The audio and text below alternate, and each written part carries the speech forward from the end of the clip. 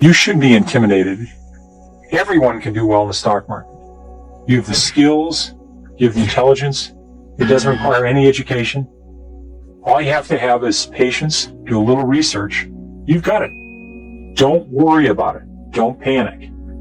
In 1990, Peter Lynch retired as manager of Fidelity Magellan, the nation's largest stock mutual fund, and one of the most successful. In 13 years, he drove Magellan to a 2,800% gain. Quite simply, Lynch has been recognized as one of the greatest money managers ever. He beat the stock market for so long not by timing the market, but by picking the right stocks. Of course, no one can promise you Peter's record, but you can learn a lot from him, and you don't need a billion-dollar portfolio to follow his rules. Hi, my name is Peter Lynch. For 13 years, I managed Fidelity Magellan Fund. Those are 13 amazing years. 9 times the market declined by 10% or more, and I was very consistent. All 9 times Magellan Fund fell 10% or more.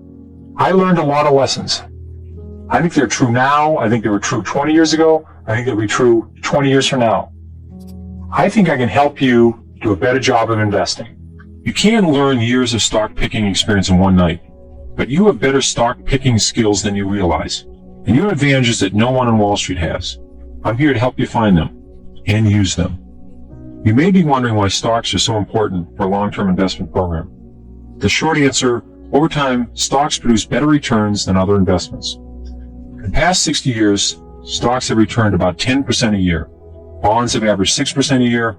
Treasury bills or bank CDs around 3%. That doesn't seem like a big difference, does it? But the power of compounding makes an enormous difference over time. Suppose you invest $50 a month and earn 6%. After 30 years, you have over $50,000. When your investment is taxed, the government reduces your return every year. If you know you won't need the money until retirement, you should place as much of your investments as possible into tax-deferred accounts, like IRAs, POs, 401k, or 403b plans. Because you don't pay taxes on the money until it is withdrawn from the accounts, the power of compounding achieves the maximum effect, providing you the best return possible. The more time you have to let your earnings compound, the better results you'll get. A 20-year-old who invests $200 a month and earns 10% on his money all along will have $1.1 million by the time he was 60. A 35-year-old would have to invest $800 a month to have the same $1.1 million at age 60. You're going to have a tough time getting that 10% return without at least some stocks in your portfolio. Before you start to invest, ask yourself one question. When will I need to use this money? The stock market is a long-term investment. If you need to use the money anytime soon, you should not invest in stocks. If this is money you're willing to put in the market and leave it there for 5, 10, 20, 30 years, that's the kind of money you can do well with. If you're worried about it, don't invest it. The stock market is volatile. Individual stocks are volatile. The average range for stock in a year is 50% between its high and its low. Stocks go up and down. The market goes up and down. If you're investing with a 1 or 2 year time horizon, you shouldn't be in individual stocks. You shouldn't be in equity mutual funds. If you've been lucky enough to save up lots of money to send your children to college and they're starting school in 2 years, what are you going to do if the market goes down? In the long term, 10, 15, 20 years or more, stocks have beaten bonds and banks' certificates of deposits. But in the short term, there's no telling what will happen. In 1987, the S&P 500 fell 33% from its August top to its October bottom. If you had the stomach to ride through that drop, you would have found that the S&P performance from 1987 through 1992 still outperformed Treasury bills and long-term government bonds, despite that decline. If you want to double your money quickly and safely, fold it in half and put it in your wallet. Any other way, you're simply gambling. A good stock can take 2, 3, even 5 years before it really pays off. It's not 2 or 3 weeks. It's not 2 or 3 months. My best stocks have been in my 5th, 6th, 7th year. Give your investments time to grow. Many people ask me, when is the right time to sell a stock? Selling stocks is a matter of comparing stories. If story A is better than story B, then sell B and buy more A. If you own 8 companies, you're playing 8 simultaneous games of poker. So only stay in the games that you have the best chance of success. But remember that stories rarely change overnight. It may take years for a good one to be recognized by the market. Give your good stories the time to grow. Your advantage in picking stocks is your direct experience with companies as a consumer, on your job as a professional, or as a neighbor. Use those advantages as a place to start looking for good stocks. You have several things that you possess that will make you a good investor. They're inherent to your life. It's the field you work in. It's the area where you live. There may be some local company that's terrific. You're a consumer. You see some products. You see some services that are terrific. We bought a Volvo. It was better than the American station wagons. It was safer. The price was right. I did a little bit of research. I found that Volvo, the stock, it's a Swedish company, was selling equal to its cash. You're paying almost nothing for the company. They had lots of other divisions that were doing terrific. Buying that car turned out to be a great way to begin researching the stock. Sometimes people take things for granted. My field was the mutual fund industry. In the early 1970s, the industry grew slowly, but then it took off in the 80s. Money piled in to money market funds, to equity funds. Like an idiot, I missed stocks like Dreyfus, Pioneer, T. Rowe Price, Strategic Investments, Franklin Resources. There was lots of companies that went up dramatically. These are my own field. All I had to do was buy these things. It was really dumb. Back in the 1950s, a fireman from New England noticed a factory in his town seemed to be hiring and expanding all of the time. This person didn't have a Cray computer, and he wasn't a professional investor. He was just an observant neighbor. He decided to put $2,000 per year into TAM brands, then called TAM packs. By 1972, the fireman was a millionaire, just from using his local edge. Investing is a personal thing. You have to do it by yourself. You don't do it with a committee. You have to be able to have the emotional strength to stand the volatility of the market in general and stocks in general. The key organ here is not the brain. It's the stomach. You have the stomach for this. You have the patience for it. You should be able to look in the mirror and say to myself, what am I going to do if the market goes down? If you know something that will drive a company's earnings higher, you know something that will drive the company's stock higher, sooner or later. But you can't just guess at it. You have to have some reasons, such as costs are coming down, or a new product's going to be a big hit. Research is developing a company story, an idea of why earnings should go up or down. It doesn't mean sitting in the library for hours, reading SEC filings, or fiddling with a calculator. Research is exciting. It's very little math. When I owned Chrysler, it was the biggest position in my fund.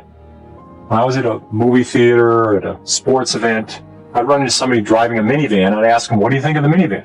Would you buy another one? What do you like about it? People would say, well, it's a little underpowered. They only have a 4-cylinder engine. I knew they were already working on a 6-cylinder engine. So this is research. Research starts with the things you know, your edge. If you're a mechanic, look at the tools you use. Which are the best? Which are the best value? Or if you're a doctor, see what new technology saves the insurer money, or software systems that reduce costs at hospitals. You probably already know a few companies quite thoroughly. The amateur investor probably can follow between 5 and 8 companies. They could lecture in these 5 or 8 companies. They know them very well. There's 10 to 15,000 public companies in the United States. There's lots more overseas.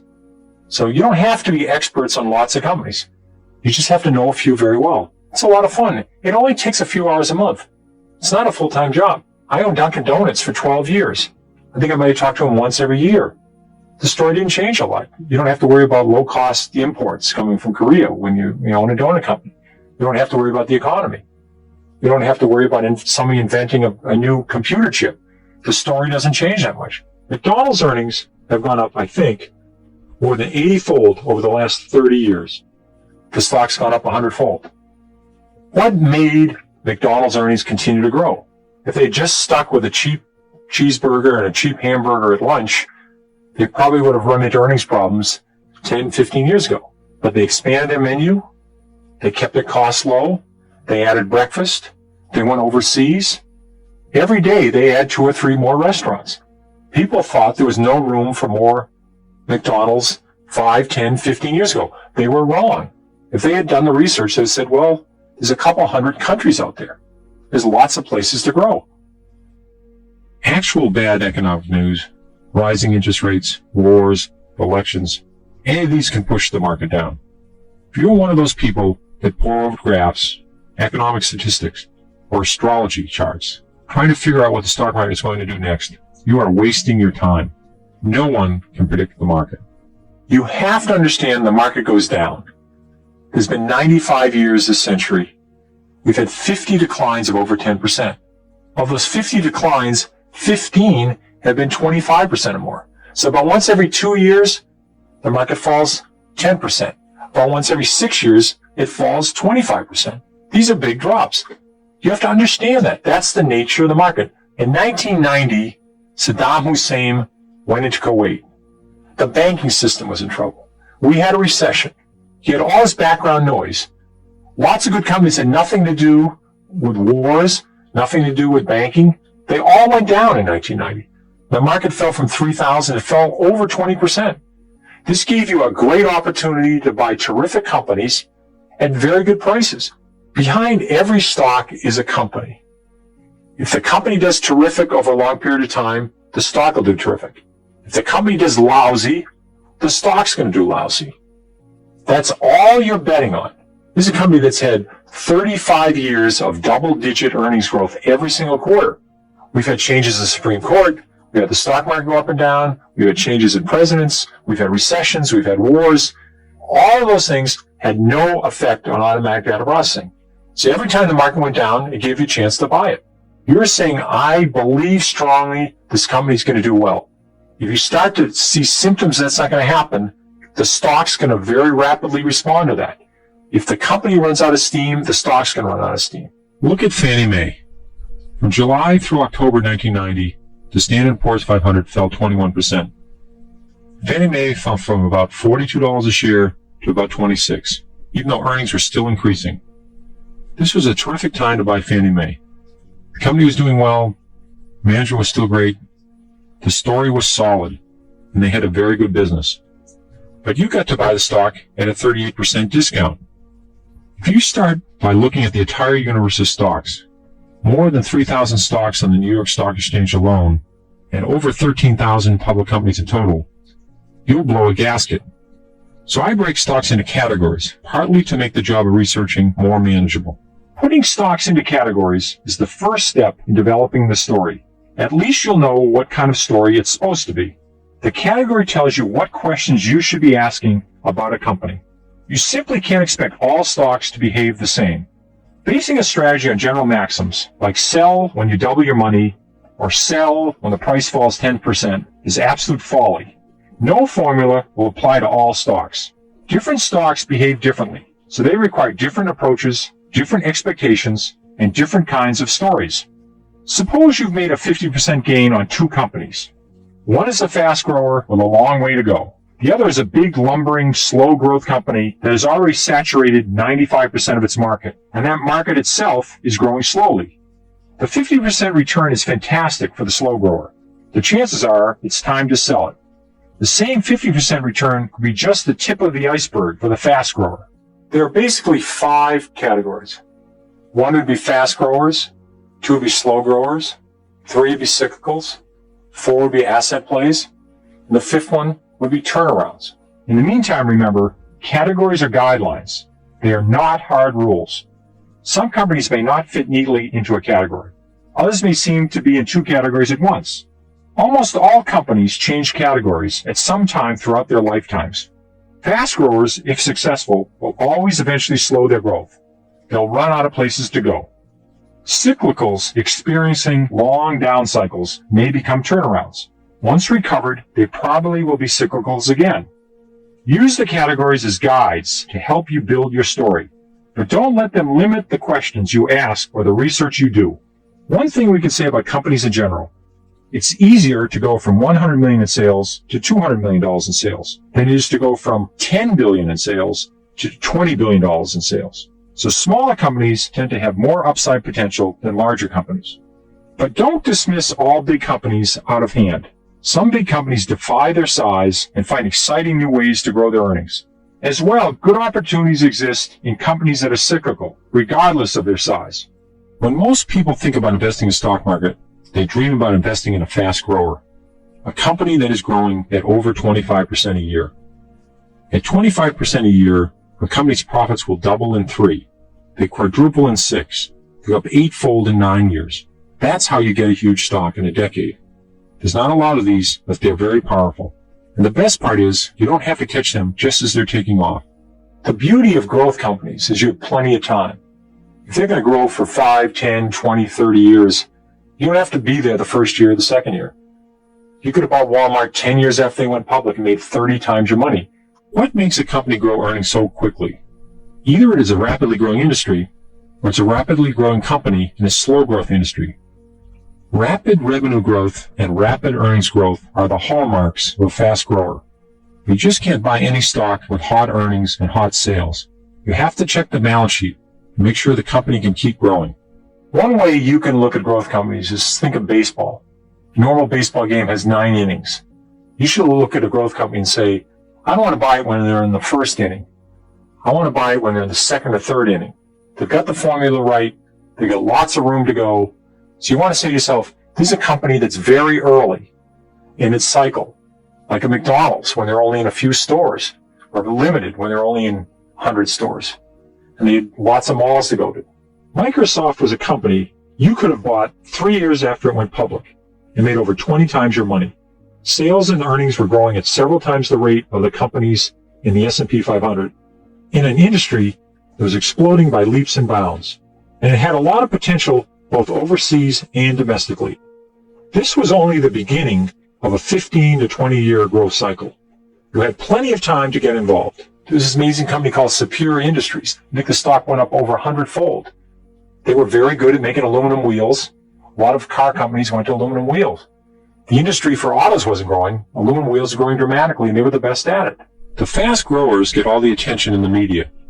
But there's nothing wrong with slow-growing stock, provided you get it at a very decent price.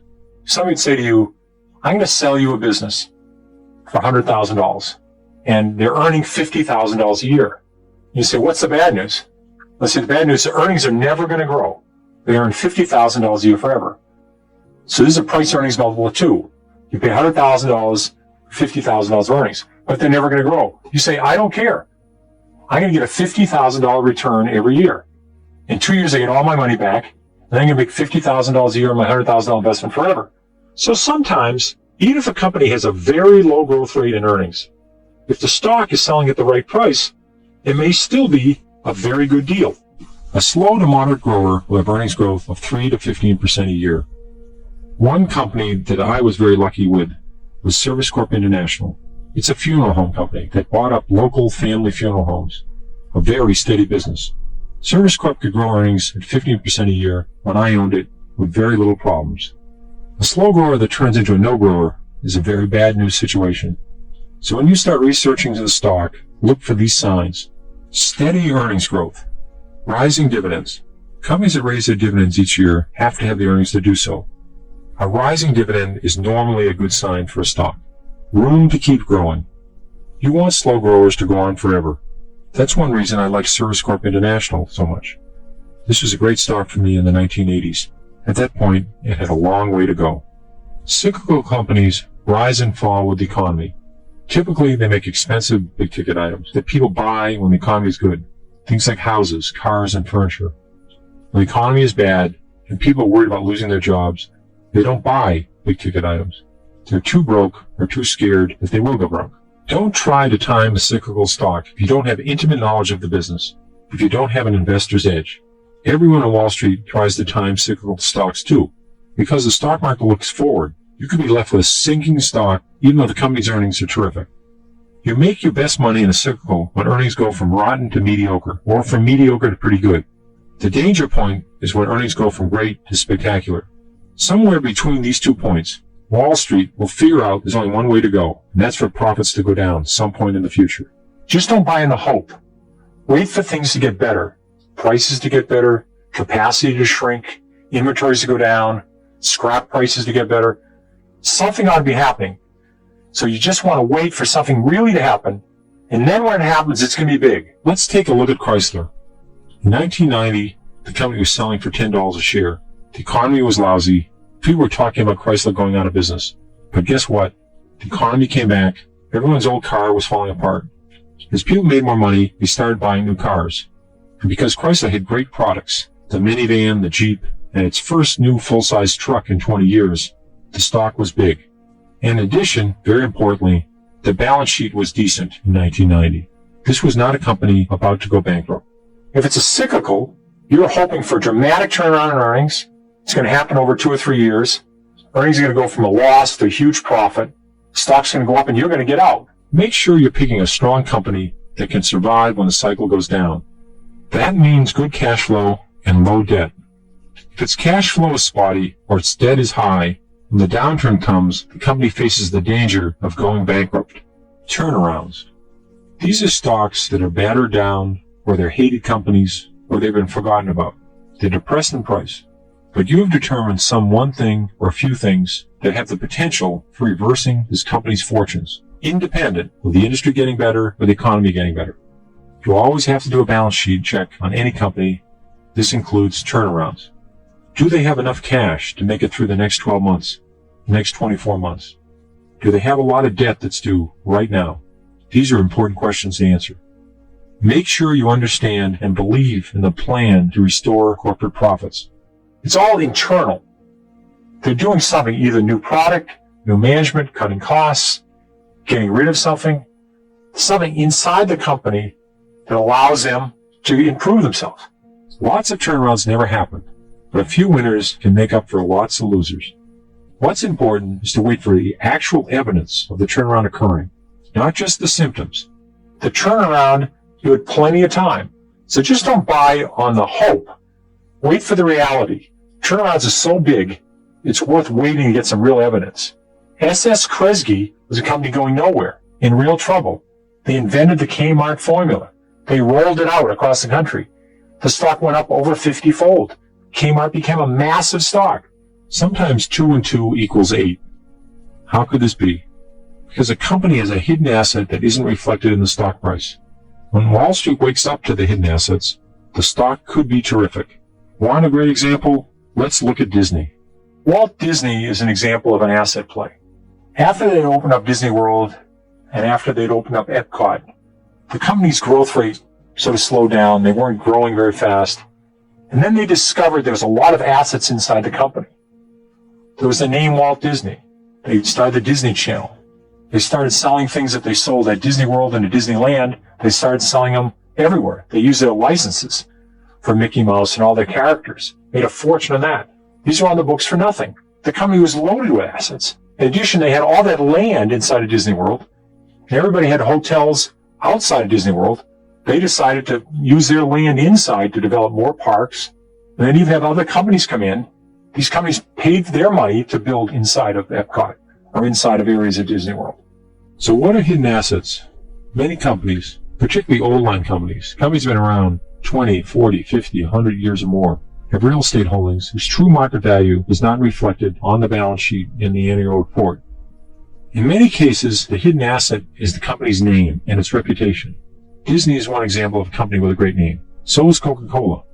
That name can be a huge asset when the company rolls out a new product. This name is carried at little or no value on the balance sheet, whereas it is incredibly valuable. Companies like Intel and AT&T not only make great products, but they have numerous patents for these great products. As long as they have those patents, no one could make the exact same product. That's a tremendous aid in any business.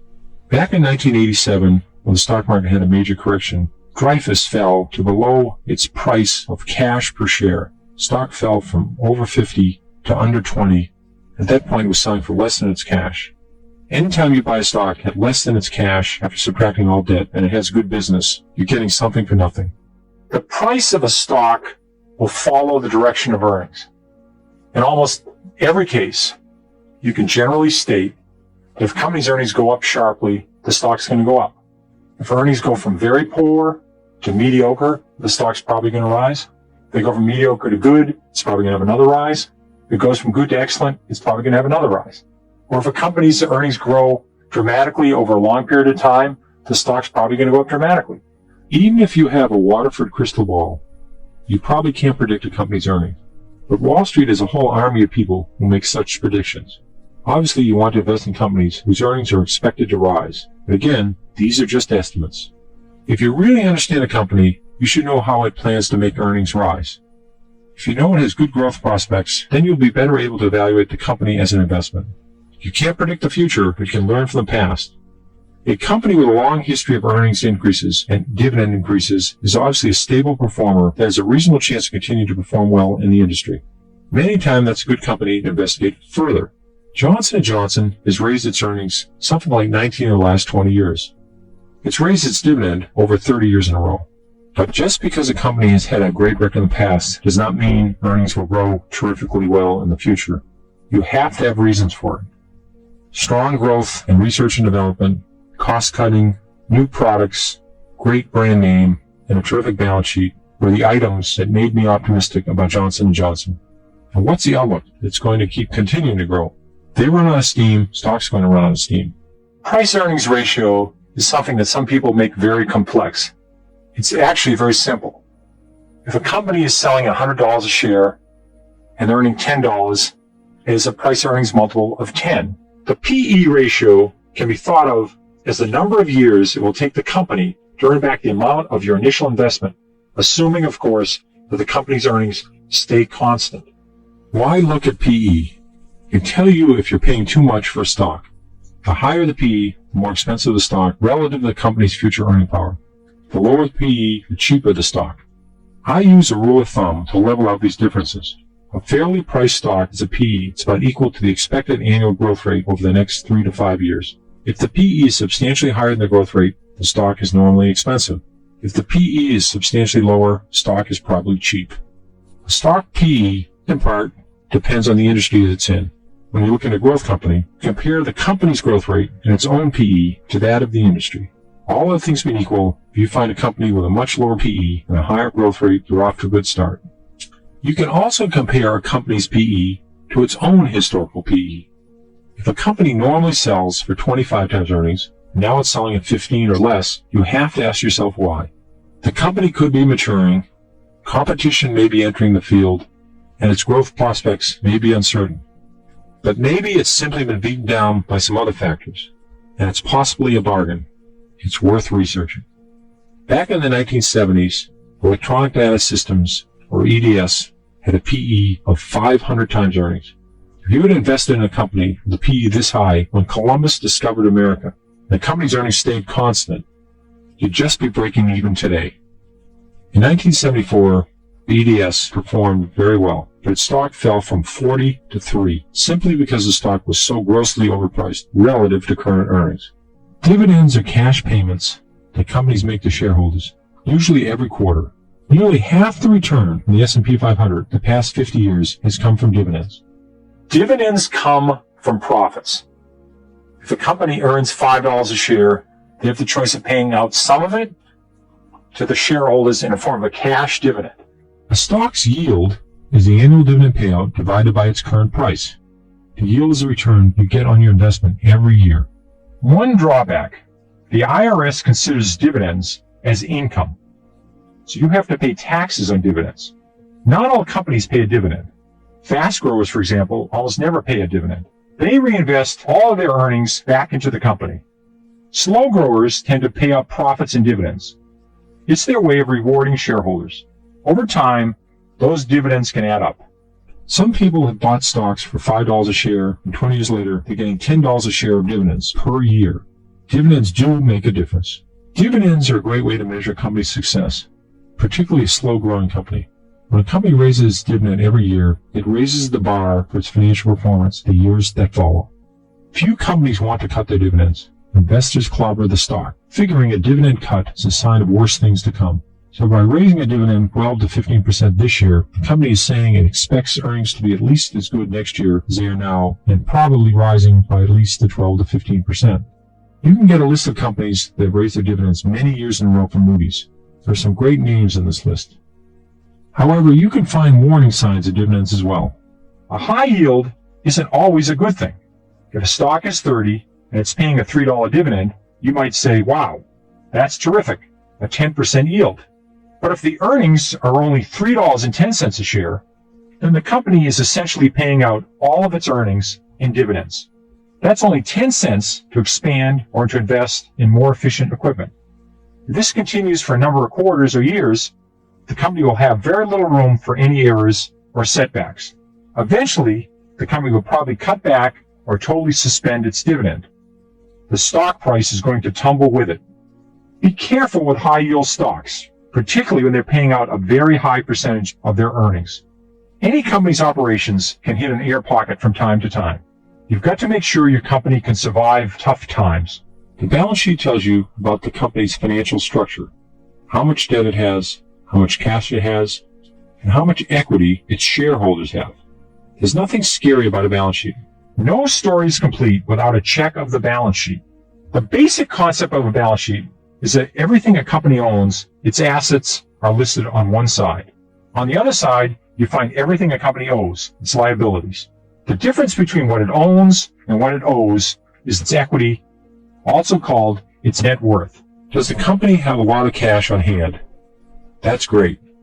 A company with a lot of cash can buy more stock, make an acquisition, or pay off all its debt. All moves that shareholders love to see.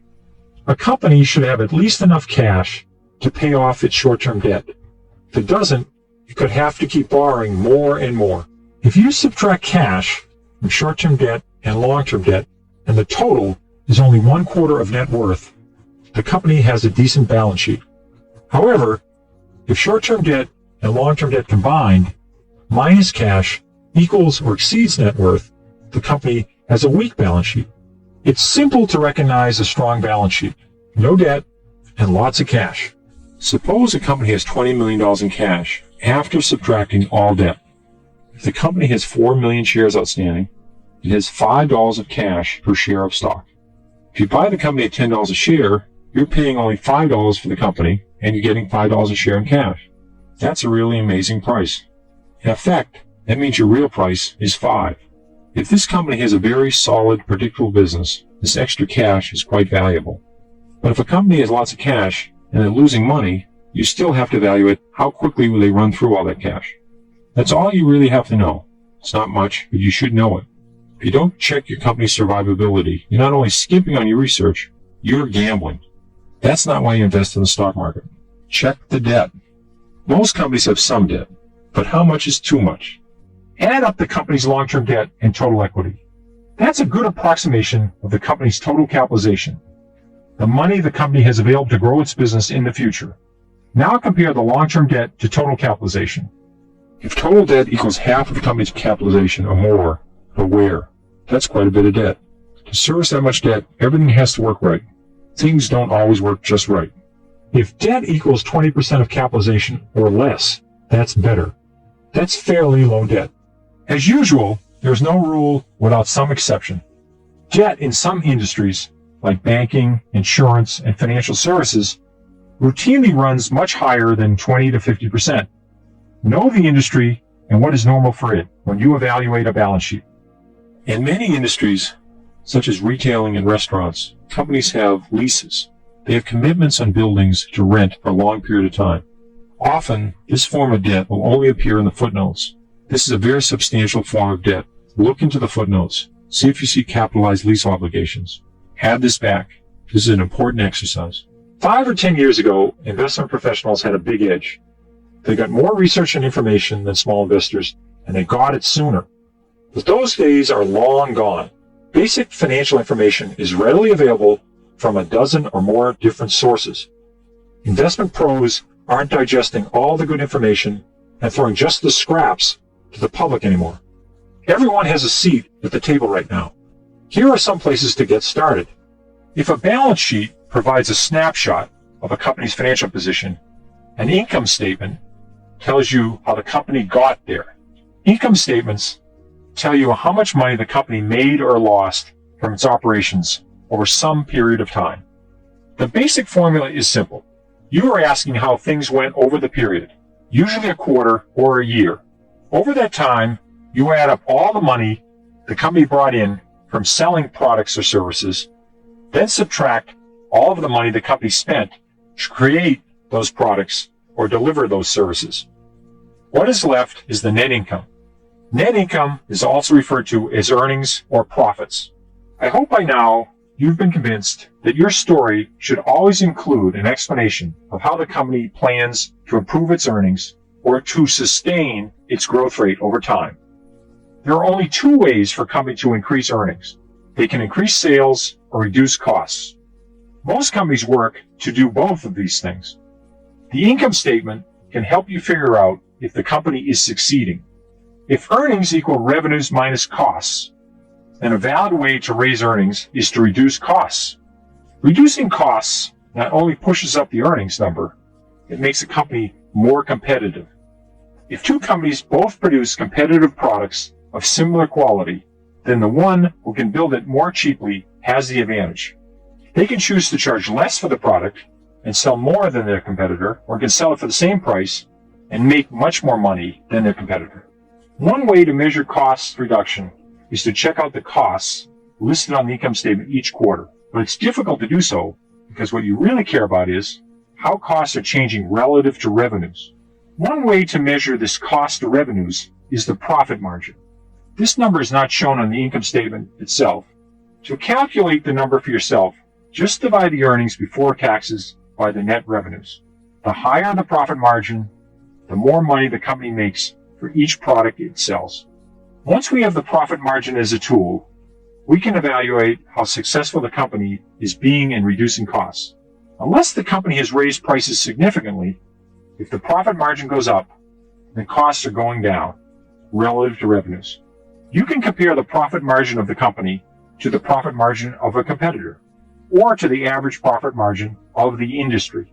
When a company that's highly profitable already must depend on cost cutting to boost its profits even further, you have to be skeptical.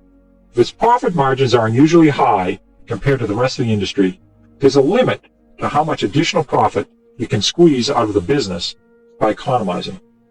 Ask yourself, is there a long road of margin cutting ahead, or are they already extremely efficient? Your goal is to feel as confident as possible with your story. How does the company plan to increase earnings? Sales growth is the single most important factor in growing earnings long term. So you must ask yourself how the company is going to make sales rise. The company can expand its customer base. Selling its existing products to new customers brings in new revenue. When evaluating this strategy, consider how far the company is from saturating the market or its products. If a company is already selling to 98% of its potential customers, there aren't a lot left to reach. The company can introduce new products into its existing customer base. This is the most difficult, but potentially the most rewarding strategy. If the product catches on, it can breathe new life into the company. Advantages like brand names and a good reputation come in very useful here. A company can also raise prices to increase revenues. That way, even if unit sales stay constant, revenues will still grow. Of course, the danger of raising prices is that the higher prices will drive customers to competitors, or encourage new competitors to enter the market. The details of a company's plan will vary by industry and by individual company. Just make sure you understand that plan and include it in your story. Once you've built the story for your company, you have a powerful tool for judging the stock. But like any powerful instrument, you must use it wisely and carefully or you'll get burned. Use your story to pick the right time to buy a stock. I promise you that the right time to buy a stock does not occur often. When I'm following a stock, buying opportunities present themselves once or twice a year, if I'm lucky. I look for times when the potential upside is high and the potential downside is reduced. Understanding that balance is a key to successful stock investing. You have to understand, stock picking is a risk-reward trade-off. You have to know how much you're going to lose if you're wrong and how much you're going to make if you're right. The skill is to minimize your risk and maximize your reward. You can be wrong in this business. I've been wrong quite a bit, but you can be wrong and still make money, as long as your good stocks more than offset your mistakes. I figure if I can be right 6 times out of 10, that's a good batting average. When I pick stocks, I think of risk as a measure of my confidence in the story I've built. When I feel that my story is optimistic, solid, and well-researched, then I've got a low-risk investment. If I'm not too sure about how the story will turn out, then the risk is considerably higher. Don't try to categorize risk by other measures, like small companies are riskier than large. In the late 1970s or the early 1980s, Walmart was a lower risk investment than IBM because the Walmart story was nearly bulletproof. If a startup company sounds exciting, keep an eye on it. Perhaps a year or two later, it will be over the hump, the story will be solid, and there's a good time to consider investing. If you believe strongly in your company's story, then you shouldn't waste your time waiting for the ultimate buying opportunity. Investors who bought McDonald's in the 1970s or Home Depot in the 1980s were happy almost any time they bought the stock.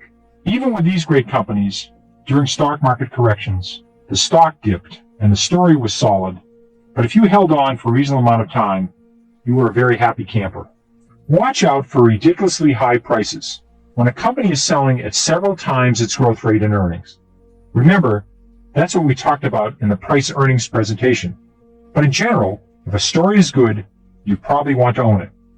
Later, if a buying opportunity comes along, the stock falls well below its growth rate, and the story hasn't changed, you can buy even more. Therefore, you can take advantage of market declines. Use the tools I've presented in this consultation to help make a judgment on your stock. If the story is sound, check the price. Use the PE ratio. Most importantly, rely on your edge. First to build your story, then to find the right times to add or reduce your position. Focus on the company. What is it making? Where's its money coming from? What is the competition doing? Ignore all the background noise. Just keep checking that fundamental story. See if it's valid, see if it's getting better, see if it's getting worse. Know what category your stock is in and how those stocks behave. If your stock isn't behaving as you expect, then try and find out why. If the answer changes the story, then think again. Keep your story up to date. Don't check on it 3 times a day, but don't just ignore it either. And checking the price of the stock does not count. It's checking the fundamental story. Don't expect to make a ton of money overnight. The stock market does provide the highest return for long-term investments, but that's not a month or 2 months a year. If you need the money next winter, you don't have the tolerance to keep it tied up for the long term, and stocks may not be for you. Don't forget to use your edge. These are all kinds of things that you know about. Because of where you live, what you do, you have lots of edges. Use them. And finally, remember that stock picking isn't gambling, and it isn't for everyone. You have to be prepared to do some work. You have to be prepared for market declines. If you enjoy doing research, if you enjoy learning about companies, and you have the stomach for the ups and downs of the stock market, then investing can be a lot of fun. These principles of investing have worked well for me. I hope they can help you. You can't just go out and buy a stock and hope it goes up. You have to have a reason why you think a stock will go up. You should be able to tell those reasons to someone else in just a few minutes. People who love stocks don't talk about sports. They don't talk about their dog. They talk about stories. A story is what's happening inside a company and signs that point to what's likely to happen in the future. You'll be able to put it down in 2 paragraphs. It could be something like earnings are turning around, a new product, somebody's gone out of business that was competing with them, they've just discovered oil, they've got new management, their balance sheet's getting better, they're getting rid of a losing division. There's lots of different elements, but that's what a story is, and that's what you rely on. A good story is one that you could tell a 5th grader, and he or she would understand. The more complicated the story, the more likely it is to fall apart. You just need one good, simple story to buy a stock, and then follow that story. Read through the story that I wrote for Toys R Us back in 1978. You didn't need a degree from business school to realize this company had a great formula and had lots of room to grow. The thousands of people who shopped there knew the store was great. I did the rest of the research I needed to fill in the story and bought the stock. Building stories like this one is how I decide what companies to own and which ones to stay away from. Remember that stories unfold over time. Companies are never stagnant, so you have to stay tuned and sometimes make adjustments. Just like playing 7-card stud poker, or perhaps 27-card stud poker. At the beginning of the game, you only know some of the cards and must place your bet accordingly. But as each new card is revealed, the game changes. You're forced to alter your betting strategy, perhaps even drop out of the game altogether. In the meantime, if you like to invest in stocks, your best option may be an equity mutual fund. If you want to put some of your money in the stock market, you don't have the time, you're not willing to do the effort, you don't have the stomach to do the research, equity mutual funds are a great answer. Investing in mutual funds is also a way of making sure your investments are diversified. Mutual funds, by law, must invest in at least 20 stocks at a time, though most funds invest in far more than that. As a mutual fund investor, you are protected from the danger of one or two stocks dropping sharply in price. At most, they would only represent 5 or 10% of the fund. This would cushion the decline. Remember, the mutual funds are like any other investment. They carry real risks of losing your money, and even though they can be purchased through many banks, they are not insured by the government. Since they are made up of individual stocks, equity mutual funds are also volatile. You must do some research to evaluate and choose a mutual fund that will meet your temperament and your investment objectives.